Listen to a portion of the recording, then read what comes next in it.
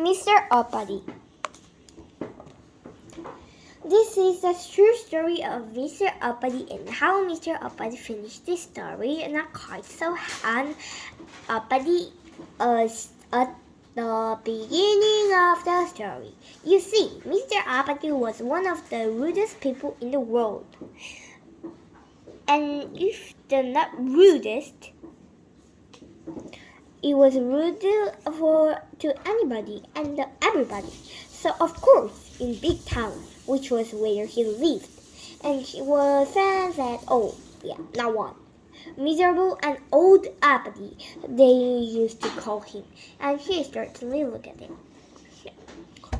Now, us being good, Mr. Uppity was also rich, very rich, one of the richest people in the world, if not the richest.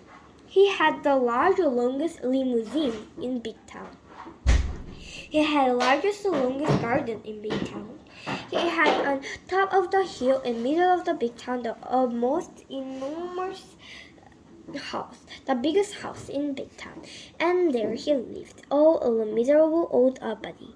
One day, Mr. Uppity was walking in the garden on his enormous house when suddenly he heard a voice, a little voice. "Hello," said the voice.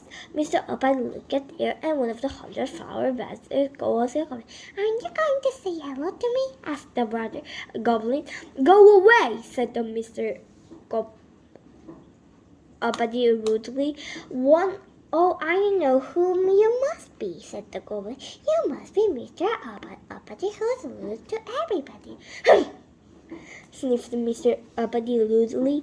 "Well, I know somebody who wants to meet you," said the goblin and skipped off. And on the way goblin did, "Come on," he called to his shoulder. Mr. Uppity's curiosity got the better of him. He followed. "In there," he said the goblin, pointing the small hole in the tree. "Don't be silly," snarled Mr. Uppity. "Oh, I'm not being silly," said the goblin. "Yes, you are," snapped Mr. Uppity. "I can't possibly get in there." "Ah!" smiled the goblin, and the magic word of goblins, which sounds like "wobbly gobbly cook." Oh, something like that. Suddenly, Mr. Uppity started to shrink. The shrank, and he shrank until he was exactly the same size as the goblin. "Turn me back to my proper size at once," sputtered Mr. Uppity in a rage. "Shouldn't," grinned the goblin. And so saying, the Mr. Goblin climbed through the hole in the tree. Poor Mr. Uppity didn't know what he'd do, so he followed him. Inside the tree there was a staircase going down and down.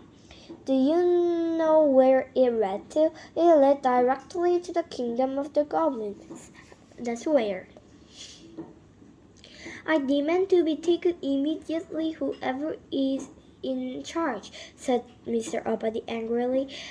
"Oh, you shall," grinned the goblin, and he led Mr. Uppity through the street of the kingdom of the goblin until they came to palace. "Halt! Who was going there?" cried the goblin sentry at the gate. "I have brought Mr. Uppity," said the goblin. "Oh," said the sentry and smiled.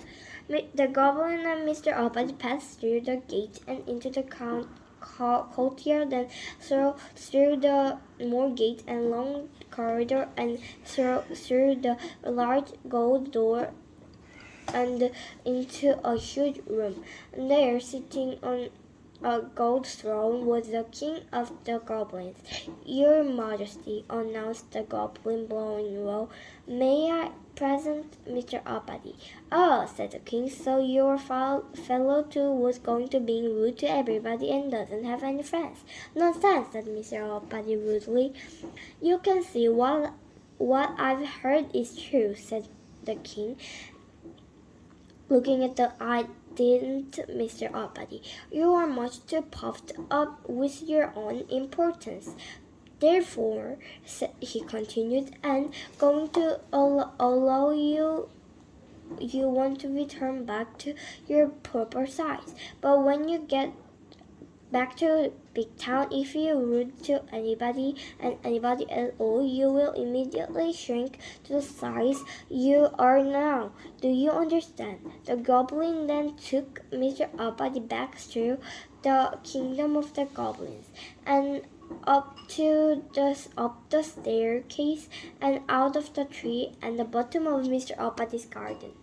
The goblin looked at Mr. Uppity and said something which sounds like googie, will boogie, glue is or something, which is probably woobly goobly goo, says backwards.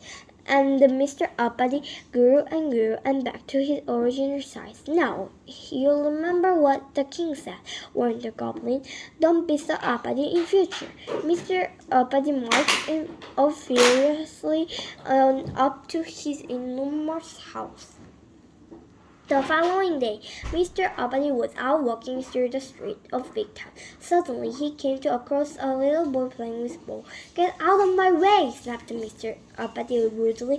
But as soon as he said it, "If you know what happened, don't you?"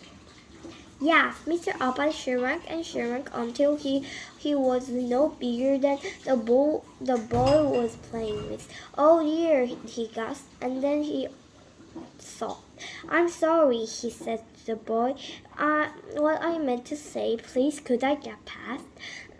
Immediately, Mr. Uppity grew to his original size, and the boy moved, and Mr. Uppity went on his way. Then he met an old lady carrying a large shopping basket. She was late for market. "Excuse me," she said to Mr. Uppity, "could you tell me the time, please?" "No," said Mr. Uppity rudely, but as soon as he said it, "You know what happened, don't you?" Yes, Mr. Uppity shrank until he could easily have flitted into the old lady's basket.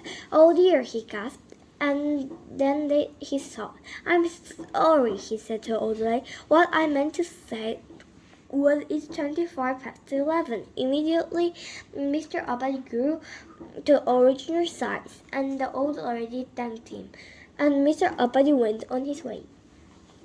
Then he went to buy newspaper from the man standing on the corner of the main street in Big Town. He was just about to talk away when suddenly he stopped and thought. He turned back to the man and said, "Thank you, thank you." There were two words Mr. Uppity had never used before. The man smiled. A smile is something Mr. Uppity wasn't used to getting it.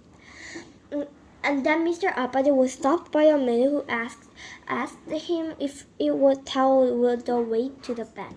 Mr. Uppity was about to say no when he saw. "Yes," said he, and told the man. "Thank you," said the man. "Thank you were words Mr. Uppity not only had never used and said to before." Mr. Uppity smiled, and he felt happy. Happy is a feeling Mr. Uppity wasn't used to feeling. He liked it. And do you know what? Do you know from the day forward to day backward, Mr. Uppity is a changed person. He's still the richest person in the big town, perhaps the richest person in the world, though has lots of friends. And he smiled a lot, and he never gets shrinking feeling. And do you know which word Mr. Uppity used most of all these days? Please and thank you. So what would you like to say is thank you for reading this story. And do you know ever thinking about being rude to somebody? Please keep a sharp look out for goblins.